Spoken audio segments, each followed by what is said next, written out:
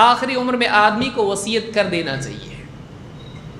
جو بھی وصیتیں اس کے 1/3 مال میں ہیں آدمی کر کے مر جائے.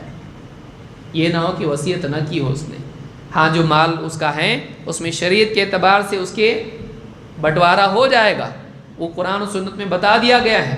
لیکن اگر کچھ وصیتیں اس کو کرنی ہیں تو وصیت کر جائے. خاص طور سے میرے جنازے میں بدعت نہ ہو، میرا جنازہ وہی پڑا ہے جو ایسا ہے، مجھ کو دفن کیا جائے تو اس میں تاخیر نہ کی جائے. اس طرح کی جو وصیت ہے، میرے جنازے میں بدعت نہ ہو، پھول نہ، یہ چہلم نہ کیا جائے، تیسری کندوری یہ وہ ساری چیزیں نہ کی جائیں. آدمی وصیت کرے، لکھ کے رکھے. مر جاتا آدمی، خود قرآن و سنت پر ہے، رشتہ دار بدعات پر ہیں، شرکیات میں ہیں، سارا جنازہ اس کا تباہ ہو جاتا ہے. ساری بدعات اور خرافات ہوتی ہیں، کچھ کوئی کر نہیں پاتا ہے. اگر اس کی وصیت ہو پیش کی جا سکتی، دیکھو وصیت کی ہے انہوں نے، ایسا ہی ہونا چاہیے، ایسا نہیں ہونا چاہیے، ان کا جنازہ ہے، ان کی مرضی سے ہون دو.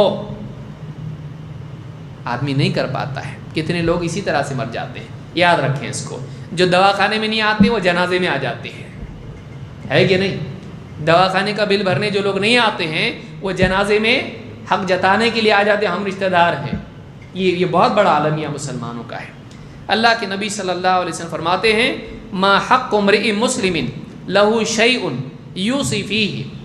مسلمان کے لیے ضروری ہے کہ اگر کسی معاملے میں اس کی وصیت باقی ہے، یبیت لیلتین الا ووصیتہ مکتوبۃ عندہ، ایسا اس کے لیے ضروری ہے، یہ اس کے لیے صحیح نہیں ہے کہ 2 راتیں بھی ایسی گزر جائیں کہ اس کے پاس وصیت لکھی ہوئی موجود نہ ہو. یعنی آدمی اپنی وصیت اپنے پاس ہمیشہ رکھے کہ اس کی موت کے بعد کیا کیا جائے، تو یہ بھی اس کے لیے ضروری ہے. تو یہ بخاری اور مسلم کی روایت